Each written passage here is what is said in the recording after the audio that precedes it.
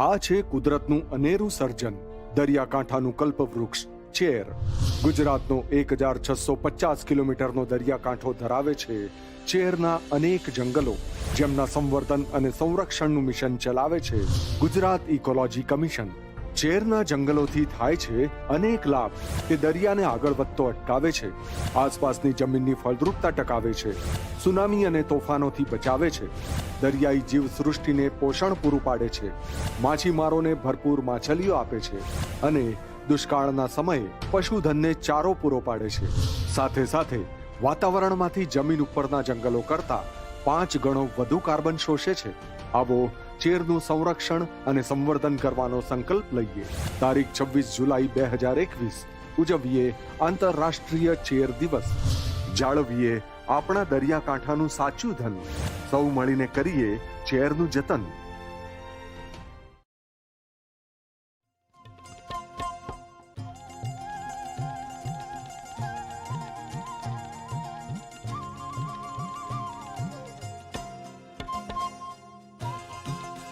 નમસ્કાર દર્શક મિત્રો, દૂરદર્શનના ડૉક્ટર સ્પીક કાર્યક્રમમાં આપનું હાર્દિક સ્વાગત છે.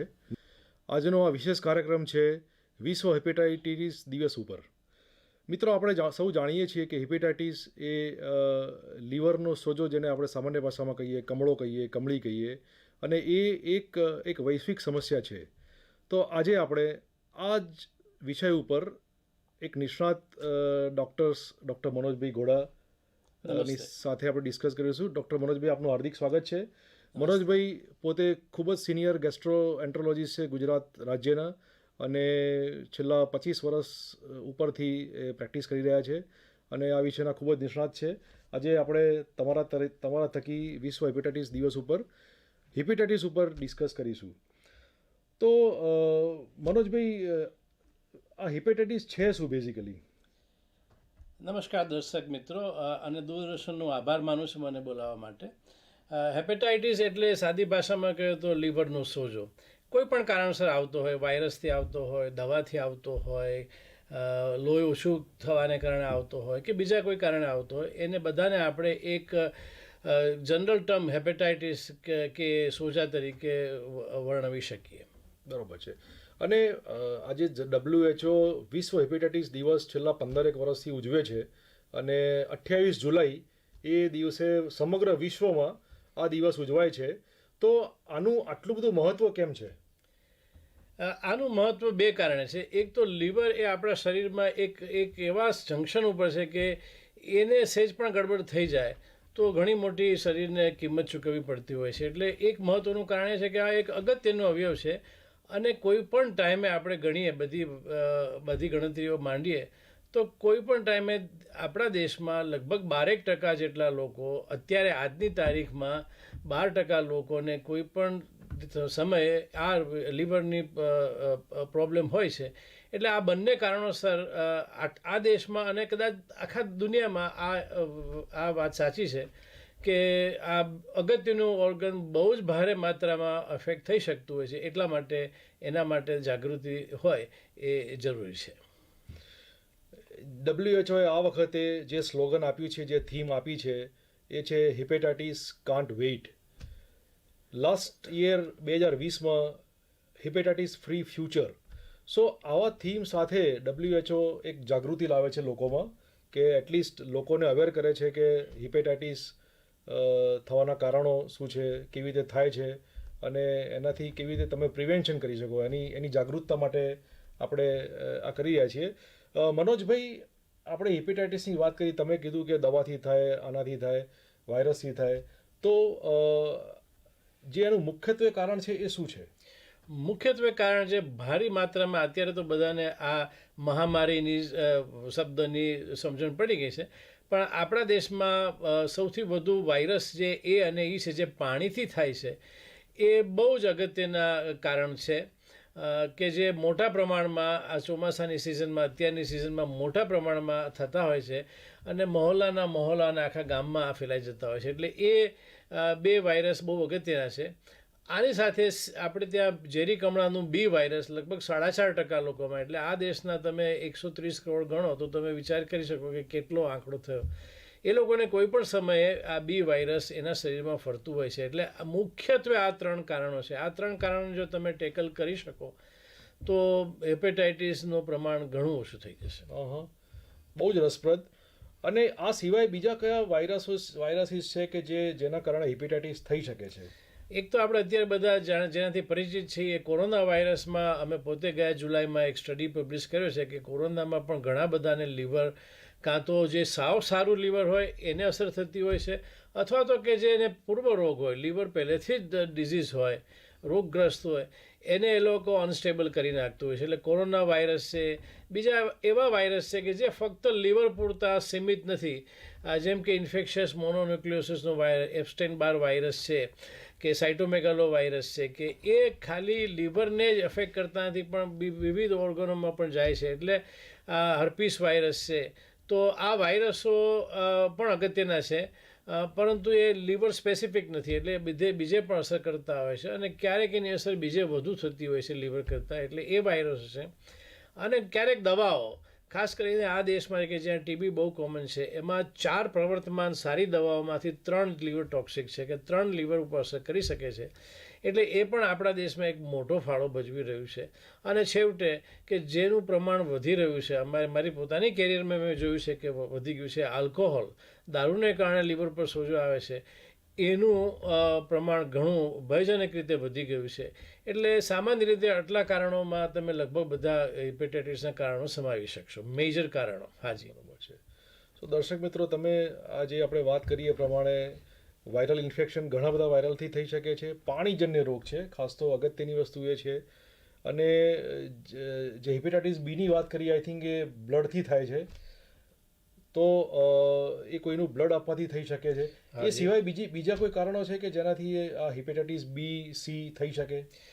મોસ્ટલી આ બ્લડ આપવાથી કે સેક્સ્યુઅલ કોન્ટેક્ટ હોય, કે પંજાબ બાજુ બહુ કોમન છે કે જે ડ્રગ જે આપે છે, આ બધી નશો કરતી દવા, એના કારણે પંજાબમાં સી વાયરસનું ઇન્ફેક્શન બહુ ભારે પ્રમાણમાં થયું છે. એટલે મેઇનલી આ કારણો છે. પછી ઓપરેશન વખતે આવી ગયું હોય કે એ બધામાં આવી ગયું હોય, જે હવે ઘણું ઓછું થઈ ગયું છે. એટલે મેઇનલી ડ્રગ ઇન્જેક્શન અને સેક્સ્યુઅલ પ્રોમિસ્ક્યુટીથી આ 2 વાયરસ, બી અને સી વાયરસ, ઘણા ભારે પ્રમાણમાં થતા હોય છે. ઓકે. સો હેપેટાઇટિસ થવા માટેના ઘણા બધા કારણો છે અને ઘણી બધી રીતે થઈ શકે છે. સો આપણે ખૂબ જ કાળજી લેવી જોઈએ. હવે બીજો ક્વેશ્ચન, મનોજભાઈ, આ હેપેટાઇટિસ થાય પછી કેટલા દિવસ સુધી શરીરમાં રહેતો હોય છે? એટલે કયો વાયરસ થાય છે એના પર આધાર છે. માની લો કે અત્યારે જે બધા સમજી શકશે કોરોના વાયરસ હોય તો એને જતાં બહુ વાર લાગે છે. અને હવે ઘણા બધા રિપોર્ટ આવવા માંડ્યા છે કે ભાઈ કોરોના વાયરસ 6 મહિને પણ કદાચ લીવરમાંથી નીકળે નહીં, લીવર અને બીજી ઓર્ગનમાંથી. એટલે અમે ઘણા બધા એવા પેશન્ટ જોયા કે જેને કોરોના પહેલાં કોઈ લીવરના પ્રોબ્લેમ નહોતા, પછી જાતના પ્રોબ્લેમ થાય છે, લાંબા સમય સુધી ચાલુ રહેશે. એટલે કદાચ નવા રિપોર્ટના આધારે આપણે થોડી રાહ જોઈએ કે ભાઈ તમે 6 મહિના 8 મહિના રાહ જુઓ ને પછી આપણે ટેસ્ટ શરૂ કરીએ, એવું થાય. બી વાયરસ એ ઘણા બધા આપણા દેશમાં 4.5% લોકોમાં રહી જ જતો હોય છે. એટલે કોઈ પણ ટાઈમે 4.5% લોકોને વાયરસ રહી જતું હોય છે. સી વાયરસ એ 1.5% લાંબા ગાળા માટે રહી શકતું હોય છે, કે જેની કદાચ ટ્રીટમેન્ટ 6 મહિના પછી જો રહે તો આવશ્યક હોય છે. જે કોમન વાયરસ છે એ અને ઈ, જે પાણીથી થાય છે, એ તમારે 1.5-2 મહિને વાયરસ કાં તો તમારો નિકાલ કરી નાખશે અથવા તમારું શરીરનો નિકાલ કરી નાખશે. એટલે મહદઅંશે આ રેન્જ આપણે લઈ શકીએ ખરા. ઓકે. સો દેટ મીન્સ કે આ જે હેપેટાઇટિસ બી અને સી છે એ કદાચ જીવન પર્યંત તમારી સાથે રહેતા હોય છે? બિલકુલ સાચી વાત છે. જીવન પર્યંત રહી શકે છે. ઓકે. અચ્છા, આજે કોઈ દર્દીને કોઈને હેપેટાઇટિસ થયો હોય તો એના મુખ્યત્વે એના શું લક્ષણો હોય છે કે જે દર્દીને કેવી રીતે ખબર પડે કે મને હેપેટાઇટિસ થયો છે? ખબર પડે એવા લક્ષણોમાં મોટાભાગે તાવ તો આવશે જ, જેના બીજા કારણ પણ હોઈ શકે. અરુચિ થશે ખોરાકની, અને એનો પણ એક સ્પેક્ટ્રમ છે. એક બાજુ જસ્ટ અરુચિત થશે કે ભાઈ મારે ખાવું નથી, અને બીજી બાજુ જેને એબોરન્સ કહે છે કે ચિત્રી ચડે, કે એટલે સુધી કે વોર્ડમાં પેશન્ટ દાખલ હોય ને બાજુના ખાટલામાં ટિફિન આવે તો એને ઉલટી થઈ જાય, અથવા તો સિરિયલ જોતા હોય, ટીવી હોય તો બધા વોર્ડમાં ટીવી હોય છે ને એમાં થાળી આવે, જમવાના આવે તો એને ઉલટી થાય, તો એને એબોરન્સ કહે છે, કે જેની ચિત્રી ચડે અને એક બાજુ અરુચિ થાય. એટલે એની વચ્ચે પેશન્ટ ગમે ત્યાં ફરતો રહેતો હોઈ શકે છે. એટલે તાવ છે, ખોરાક પ્રત્યે અરુચિ અથવા ચિત્રી ચડવી, એ બે મહત્ત્વના સિમ્ટમ્સ છે. પછી તમને ઉલટી થાય, કોઈને ખાવાનું જોઈને ઉલટી થાય, કોઈને રોગ તીવ્ર હોય તો એમને પણ ઉલટી થાય, શરીર તૂટે, બોડી એક થાય, મેલેજ થાય, આંખો પીળી થાય, પેશાબ પીળો થાય, અને જો બહુ આગળ વધી જાય તો એ મગજ ઉપર ચડી જાય તો તમને ગેન રહે કે તમે બેહોશ પણ થઈ જાઓ. કોઈ વખત કિડની ઉપર અસર થાય તો પેશાબ બંધ થઈ જાય, પગે સોજા આવવા માંડે, પેટમાં પાણી ભરાય.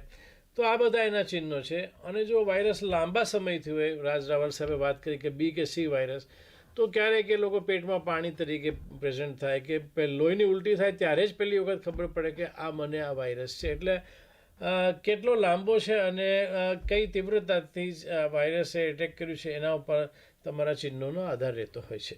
બરાબર છે. અને જેમ આપણે વાત કરી કે આટલા ચિહ્નો પ્રમાણે આ હિપેટાઇટિસના લક્ષણો દેખાતા હોય છે, તો એકવાર પેશન્ટ તમારી પાસે આવે પછી તમારે એના તમે બીજા કયા ટેસ્ટ કરાવો કે સામાન્ય રીતે લીવર સિવાય તમારે કઈ વસ્તુ જોવી પડતી હોય છે? લીવર સિવાય બીજું એક તો કિડની ખાસ કરીને જોવી પડતી હોય કે ભાઈ ઘણી વખત એ કિડની ઉપર અસર કરી દેતું હોય છે, તો એનો આઉટકમ ઘણો ખરાબ પણ થઈ શકતો હોય છે. ક્યારેક મગજ ઉપર અસર કરી શકતું હોય છે, તો પેશન્ટ બેભાન થઈ જાય, કોમામાં જતું રહે. આપણે જેને કમળી કહીએ, અને કમળામાંથી કમળી થઈ ગઈ, એમાં પેશન્ટ પહેલાં ઊંઘ્યા કરે એટલે દર્દી બધા સગાન થાય કે વાન સારું છે, સૂઈ રહે છે, પણ એ ખરેખર સૂતો ન હોય પણ કોમામાં જઈ રહ્યો હોય, અથવા તો એનો શરૂઆતમાં એકદમ ઇરિલેવન્ટ ને એગ્રેસિવ બિહેવ થઈ જાય, ભાગાભાગી કરે, લવારી કરે, અને પછી એ સૂઈ જાય ને પછી એ કોમામાં જતો રહે. તો અને કોઈને લોહી બનવાના ઘટકો જે લીવરમાં બનતા હોય છે એ ન બને તો અલગ અલગ જગ્યાએથી લોહી પણ શરૂ થઈ જાય. એટલે બીજા ખાસ કરીને આટલા અવયવ તો થતા જ હોય કે જે અમારે બિલકુલ ધ્યાન રાખવું પડતી હોય છે ખરી. એટલે દર્શક મિત્રો, હિપેટાઇટિસ જે ખાલી લીવરનો સોજો કહીએ છીએ એ માત્ર લીવરને અસર નથી કરતું. જેમ સાહેબે વાત કરી કે એ મગજને બી અસર કરે છે, એ તમારા ત્રાક કણો અથવા તો જે લોહી ગંઠાવાની પ્રક્રિયા છે એ બી શિથિલ કરી દે છે. એટલે તમારું કોઈ પણ શરીરના કોઈ પણ અંગમાં અંદર ઇન્ટરનલ બ્લીડિંગ થાય અને કિડની ઉપર બી અસર કરી શકે છે. તો આ ખરેખર એક જીવલેણ રોગ છે અને આપણે એની તકેદારી રાખવી જ પડે. અચ્છા મનોજભાઈ, હવે આપણે એની ટ્રીટમેન્ટ વિશે વાત કરીએ કે ભાઈ એટલીસ્ટ આની ટ્રીટમેન્ટ કેટલા અંશે પોસિબલ છે? આ એક બહુ અગત્યનો તમે પ્રશ્ન કર્યો, અને આજે વર્લ્ડ હેલ્થ ઓર્ગેનાઇઝેશન આને મહત્ત્વ આપ્યું છે. એનું એક કારણ એ છે કે આની ટ્રીટમેન્ટ બધા કેસમાં શક્ય નથી. ધારો કે વાયરસ એ કે ઈ થાય પાણીજન્ય, તો તમે ભગવાન ભરોસે છો, તમારે કુંડળી મળતી ન હોય તમારીને વાયરસને તમે ગયા, જે આપણે કોરોનામાં જોયું કે જેની કુંડળી મળી છે એ 100 વર્ષે પણ ચાલતા ગયા છે, નથી મળી એ 30 વર્ષના પણ ગુજરી ગયા છે. એટલે કુંડળી what is that we don't know, પણ એ જો ઇન્ટરેક્શન ના થયું હોય તો તમે ગયા. તો એની કોઈ દવા નથી સિવાય કે લીવર ટ્રાન્સપ્લાન્ટ તમારે કરવું પડે. બી વાયરસ અને સી વાયરસની નસીબ જો કે બહુ સારી દવા આવી ગઈ છે. એટલે જો તમને લાંબા ગાળાનો બી, ટૂંકા ગાળાનો બી નહીં પણ લાંબા ગાળાનો બી હોય તો અત્યંત સારી દવા છે. લાંબા ગાળાનો સી વાયરસ હોય તો પણ અત્યંત સારી દવા છે. અને દવાથી જો થયો હોય આ ટ્યુબરક્યુલોસિસ દવાથી, તો પહેલું તમારે દવા તાત્કાલિક જેવું સસ્પિશન થાય એવી બંધ કરો તો તમારો બેડો પાર થઈ જાય. દારૂ માટે હું જે દર્શક મિત્રોને આ જાણ જરૂરી છે એને કહું છું કે કોઈ એવી દવા નથી કે જે તમને દારૂ પીવા દેશે ને તમારું લીવર સારું રાખશે. એટલે દારૂથી જો સોજો આવ્યો હોય તો તમારી એક જ દવા છે, દારૂ વિશે વિચારવાનું માત્ર બંધ કરી દો. પીવાની તો વાત જ નથી કરતો, વિચારશો તો પીવાની ઈચ્છા થશે. એટલે આ તમારી અલગ અલગ ટ્રીટમેન્ટ છે. એટલે BC વાયરસને અમુક મેટાબોલિક ડિઝીઝ હોય છે કે જન્મજાત, એની બહુ સારી દવા છે, બાકી બધાની દવાઓ થોડી ઓછી સારી છે. દર્શક મિત્રો, અહીં આપણે નાનકડો વિરામ લઈએ. વિરામ બાદ ફરીથી મળીએ. આભાર.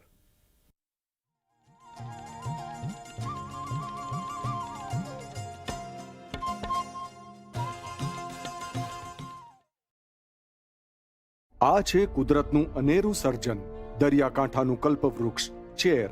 ગુજરાતનો 1650 કિલોમીટરનો દરિયાકાંઠો ધરાવે છે ચેરના અનેક જંગલો, જેમના સંવર્ધન અને સંરક્ષણનું મિશન ચલાવે છે ગુજરાત ઇકોલોજી કમિશન. ચેરના જંગલોથી થાય છે અનેક લાભ. તે દરિયાને આગળ વધતો અટકાવે છે, આસપાસની જમીનની ફળદ્રુપતા ટકાવે છે, સુનામી અને તોફાનોથી બચાવે છે, દરિયાઈ જીવસૃષ્ટિને પોષણ પૂરું પાડે છે, માછીમારોને ભરપૂર માછલીઓ આપે છે અને દુષ્કાળના સમયે પશુધનને ચારો પૂરો પાડે છે. સાથે સાથે વાતાવરણમાંથી જમીન ઉપરના જંગલો કરતા 5 ગણો વધુ કાર્બન શોષે છે. આવો ચેરનું સંરક્ષણ અને સંવર્ધન કરવાનો સંકલ્પ લઈએ. તારીખ 26 જુલાઈ 2021 ઉજવીએ આંતરરાષ્ટ્રીય ચેર દિવસ. જાળવીએ આપણા દરિયાકાંઠાનું સાચું ધન. સૌ મળીને કરીએ ચેરનું જતન.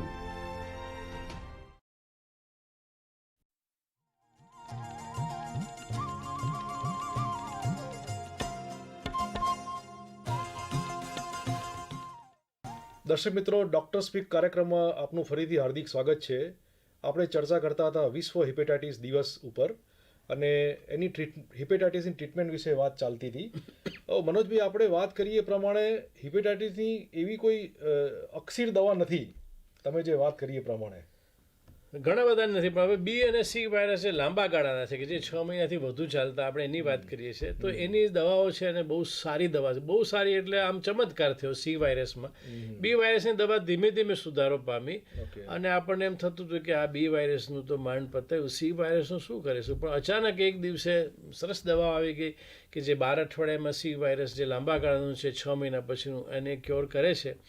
અને લખીલી પંજાબમાં જ્યાં આ સી વાયરસનું ડ્રગ એડિક્શનને કારણે બહુ ભારે પ્રમાણ છે, ત્યાં સરકાર ફ્રી જ આપે છે કે ચલો ડ્રગ તો તમે લો છો, પણ સી વાયરસે તમારું લીવર ન બગડે એટલું તો અમે કરી શકીએ. અને બહુ સારી દવા છે. આ સિવાય અમુક મેટાબોલિક ડિઝીઝ છે કે જે બહુ ઓછા હોય છે, કે જે કોપરનો ભરાવો થઈ જવો કે તાંબાનો ભરાવો થઈ જવો કે એવા બીજા નાના મોટા, એની પણ બહુ સારી દવા છે જો સમયસર પકડાઈ જાય તો. અને અગત્યની વાત તમે જે આલ્કોહોલની કરી, તો આલ્કોહોલ તમારે વિચારોનું છોડ દેવું પડે. એ બહુ સારી વાત કરી કે તમે આલ્કોહોલ વિચારોનું છોડો તો જ તમે આલ્કોહોલના કારણે જે હિપેટાઇટિસ થાય એમાંથી તમે બચી શકો છો. બિલકુલ બિલકુલ. હવે આપણે તમે ટ્રીટમેન્ટમાં જે ટ્રાન્સપ્લાન્ટની વાત કરી, તો એ વિશે જરા થોડું જણાવશો. લીવર ટ્રાન્સપ્લાન્ટમાં આઈ થિંક દરેક ભારતીય ગૌરવ લેવા જેવું છે, કારણ કે અમે જ્યારે 90s હતા ત્યારે ટ્રાન્સપ્લાન્ટ જસ્ટ અબાઉટ શરૂ થયા હતા અને એના પરિણામો બહુ જ ખરાબ આવતા હતા. પણ લોકોએ અમુક એક ડેડિકેટેડ ટીમ હતી, ને આ તબક્કે મારે ભારતની દિલ્હીની ગંગારામ હોસ્પિટલનો ઉલ્લેખ કરવો જ રહ્યો કે ત્યાં જે ટીમ હતી એ લોકોએ ડેડિકેટેડથી અનેક જાતની નિષ્ફળતાઓને સહન કરી લીધી. એનું મેનેજમેન્ટ પણ સારું હતું અને એના ડૉક્ટર પણ સારા હતા કે આ અમે કરીને રહીશું. અને ગંગારામમાં આપણા દેશમાં સારા સક્સેસફુલ, પ્રિડિક્ટેબલી સક્સેસફુલ કે આ દર્દી સારું થઈને આવશે એવા ટ્રાન્સપ્લાન્ટની ગંગારામે શરૂ કરી. અને ભારતની લગભગ બધી જ હોસ્પિટલમાં અત્યારે જે ટ્રાન્સપ્લાન્ટના પ્રોગ્રામ ચાલે છે એનો ક્યાંક છેડો ગંગારામ નડે છે. એટલે આપણે ગંગારામ હોસ્પિટલને બિરદાવી આ તબક્કે. અને આપણા દેશમાં લાઈવ રિલેટેડ એટલે કોઈ સગા સંબંધી આપી શકે એવા આપીને લીવર ટ્રાન્સપ્લાન્ટ થાય એની સંખ્યા ઘણી મોટી છે. અને કોરિયા, સાઉથ કોરિયા પછી બીજું ભારતનું નામ છે. અને દિલ્હીમાં અને બીજી ઘણી જગ્યાએ બાળકોમાં આ લાઈવ રિલેટેડ ટ્રાન્સપ્લાન્ટમાં આપણો દેશનો નંબર બહુ ઉપર છે, કદાચ પહેલો નહીં તો બીજો તો છે જ. એટલે હવે ટ્રાન્સપ્લાન્ટ શક્ય છે અને તમે દર્દીને યોગ્ય સમયે મોકલો, બહુ વહેલો પણ ના મોકલો અને બહુ મોડો પણ ના મોકલો, તો તમે 95% જેટલું તમે કહી શકો કે એ સારો થઈને આવશે સારા સેન્ટરમાં, જ્યાં આની કોર કોમ્પિટન્સ હોય કે જેને આ કરતાં આવડતું હોય, જેની પાસે આખી ટીમ હોય, ત્યાં તમે આશા રાખી શકો. આ બહુ ખૂબ જ આનંદની વાત છે. અને કે એટલીસ્ટ ભારતમાં લીવર ટ્રાન્સપ્લાન્ટની જે સવલતો છે એ પહેલાં કરતાં સુધારો ઉપર છે. આપણા ગુજરાતમાં બી લીવર ટ્રાન્સપ્લાન્ટ સેન્ટર્સ ગુજરાતમાં થાય છે. સિવિલમાં કિડની ઇન્સ્ટિટ્યૂટ ત્યાં ઘણા વખતથી થાય છે. બીજી 1-2 પ્રાઇવેટ હોસ્પિટલો પણ ટ્રાન્સપ્લાન્ટ શરૂ કર્યું છે. હજી પાપા પગલી છે, પણ કોઈ પણ વસ્તુ આપણે જાણીએ છીએ કે શરૂઆત તો કરવી જ પડતી હોય છે. અને જેમ ની રિપ્લેસમેન્ટ કે બાયપાસમાં તમને બધાને યાદ હોય કે આપણે પહેલાં મદ્રાસ જતા હતા કે મુંબઈ જતા, હવે કોઈ ગાંડો માણસ જ વિચાર કરે ત્યાં જવાનું. એમ અહીંયા આશા રાખીએ કે ટ્રાન્સપ્લાન્ટ પણ એક તબક્કે આવી જાય કે જ્યાં અમદાવાદના કે ગુજરાતના દર્દીઓ ગુજરાતમાં જ ટ્રાન્સપ્લાન્ટ કરાવી શકે. દર્શક મિત્રો, આપણે નાનકડો ફરીથી એક નાનો બ્રેક લઈએ છીએ.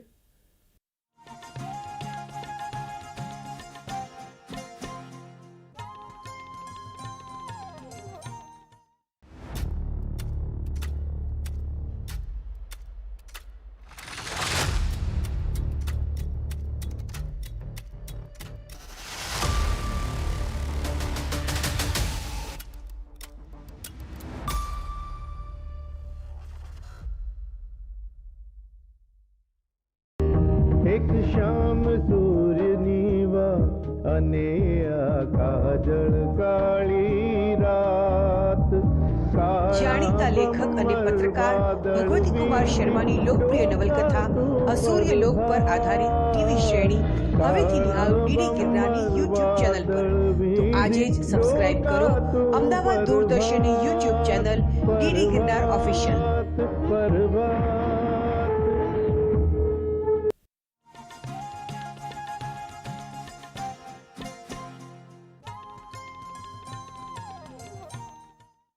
દર્શક મિત્રો, નાનકડા વિરામ પછી ફરીથી આપનું હાર્દિક સ્વાગત છે.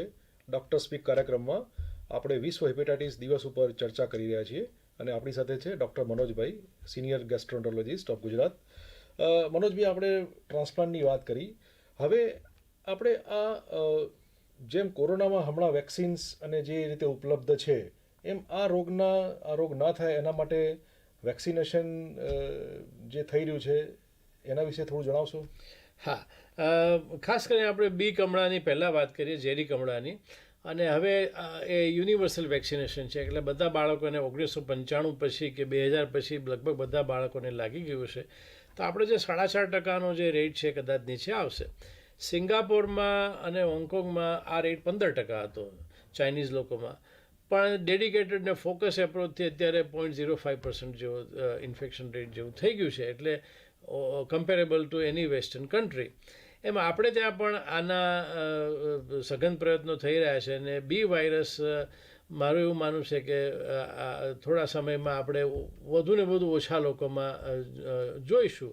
એના બે કારણ છે. એક તો વેક્સિનને, એક જેને થયો એના માટે સારી ટ્રીટમેન્ટ. આ બે કારણથી બી વાયરસ કંટ્રોલમાં આવી જશે.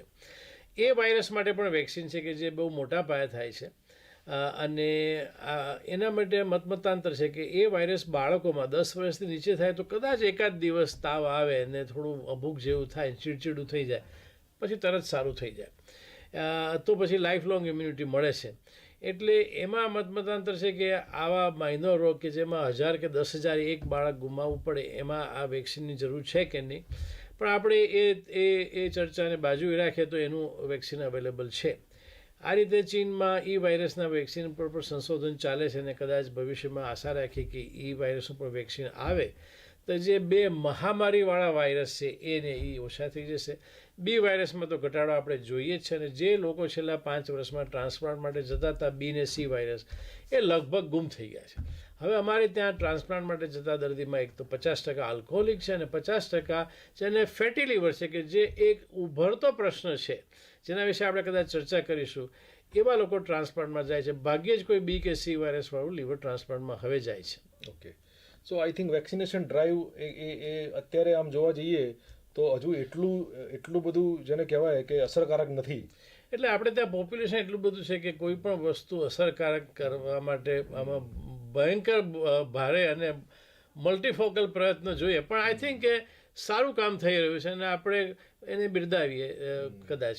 એટલે આ માધ્યમથી આપણે એટલી સરકારને કહી શકીએ કે એટલી આ વેક્સિનેશન જે એનો જે પ્રસાર છે એ કરવાની જરૂર છે. હા, સરકાર આમ સાચું કહું તો કામ તો કરે છે, પણ સાથે કોઈ કારણસર વેસ્ટેડ ઇન્ટરેસ્ટ છે કે જે લોકોને વેક્સિનમાં કોઈ જાતની એક કૌભાંડ દેખાય છે. હવે કેમ દેખાય છે મને ખબર નથી, પણ એને લડવું બહુ મુશ્કેલ છે ખરેખર. ઓનેસ્ટલી સરકાર તો ઉપરથી નીચે પછડાશે, પણ આ કૌભાંડની થિયરીવાળાઓને જે આપણા દેશમાં જ છે, એવું નથી કે આપણે અભણને ગમાર લોકો છીએ એટલે, પણ પરદેશમાં આ છે કે અમે વેક્સિન નહીં મુકાવી. અરે ભાઈ, શું કઈ ખુશીમાં નથી મુકાવું, પણ એને કોઈ જવાબ નથી હોતો. સરકારને સહકાર આપીએ આપણે. યસ. અને વેક્સિનની અસરકારકતા બહુ સારી છે, બહુ સારી છે, બહુ સારી. એટલીસ્ટ આપણે એ વિશે જાગૃતિ કેળવવી જોઈએ. જરૂર. હવે આપણે વાત કરીએ કે આપણે આને પ્રિવેન્ટ કેવી રીતે કરી શકીએ. પાણીજન્ય રોગોમાં મેં જોયું છે કે જે અર્બન ક્લાસ છે, આપણે અમદાવાદની વાત કરીએ કે મોટા સિટીની, તો એમાં હવે આ લોકલ લેવલે ફિલ્ટ્રેશન થાય છે, કે તમારા ઘરમાં થાય છે, એટલે બહુ વાયરસ જોતા નથી. હવે 18, 20, 22 વર્ષના કે જે લોકો બહાર ખાવાનું શરૂ કરે છે એ લોકોને હવે એ જોવા મળે છે. એટલે પાણી ચોખ્ખું હોવું એ બહુ જરૂરી છે. અને બી વાયરસ માટે જન્મતા જ બાળકને વેક્સિન અપાવી દેવું તો એ નહીં થાય. સી વાયરસ માટે કોઈ વેક્સિન નથી, પણ સી વાયરસ આવવાના રસ્તા એવા છે કે જો તમે આડે રસ્તે ચડી ગયા તો જ સી વાયરસ આવવાનું છે. એટલે મહદઅંશે આ 3 વસ્તુ આપણે જે લોકોને થઈ શકે, સામાન્ય માણસે, મારા તમારા જેવાને, એ કંટ્રોલમાં લાવી દીધી છે અને થોડા વખતમાં એ ઓછી થયેલી દેખાશે જ. બરોબર છે. એટલે પાણી તમારે ઉકાળીને પીવો તો એનાથી હા, ઉતાર ફિલ્ટર પાણી જે હવે લોકલ લેવલે થઈ ગયું છે, કે પહેલાં મ્યુનિસિપાલિટીના પાણી પર આધાર રાખાતો હતો, હવે દરેકના ઘરમાં લગભગ અમદાવાદમાં ફિલ્ટર છે. તો આપણે જોઈએ છે કે હવે હમણાં બાળકોમાં અમે બહુ જોતા નથી, to be honest. A real change આપણે જોઈએ છે ઓન ગ્રાઉન્ડ. ઓકે. દર્શક મિત્રો, આજે વર્લ્ડ હિપેટાઇટિસ ડે 28 જુલાઈ એ આ દિવસનું જે મહત્ત્વ છે, તો આજે આપણે હિપેટાઇટિસ ઉપર ખૂબ જ સરસ ચર્ચા કરી. મનોજભાઈ, આપનો ખૂબ ખૂબ આભાર.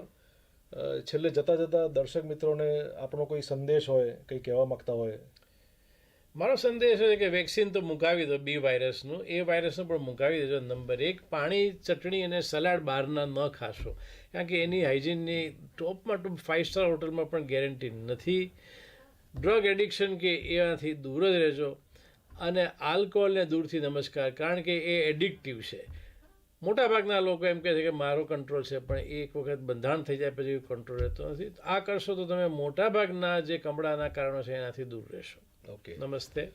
ઓકે મનોજભાઈ, સાથે સાથે દર્શકોને અમે એવું ઈચ્છીએ કે એવો બી સંદેશ આપના તરફથી મળે કે કોરોનાની રસી બી કોરોના રસી તો આમાં કહેવાનું ક્યાં છે? સરકાર આટલી બધી મહેનત કરે છે ઓનેસ્ટલી.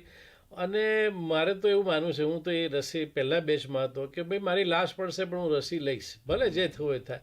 આટલી બધી સાયન્ટિસ્ટોએ મહેનત કરી છે. 10 વર્ષનું કામ 10 મહિનામાં કર્યું છે. સરકારે સરસમાં સરસ વર્લ્ડનો ટોપ વેક્સિનેશન પ્રોગ્રામ આપણને આપે છે. અમેરિકામાં ચિઠ્ઠી કાગળ ઉપર લખેલું આવે છે, આપણે ત્યાં તમારી વેક્સિન આમ નીડલ બહાર નથી આવીને તમારું વેક્સિનેશન સર્ટિફિકેટ આવી ગયું છે. તો આમાં આઈ થિંક કે આમાં વક્ર દ્રષ્ટિવાળા જ આમાં કોઈ વાંધો કાઢી શકે. નો ઇફ નો બટ, પણ કશું નહીં, વેક્સિન કોરોનાનું મુકાવી દો. આ વાત આમાં આગળ ચાલશે નહીં. યસ, બહુ સાચી વાત છે કે vaccine is must for corona. I think ગવર્મેન્ટના જે બી એમણે જે સ્ટેપ્સ લીધા છે.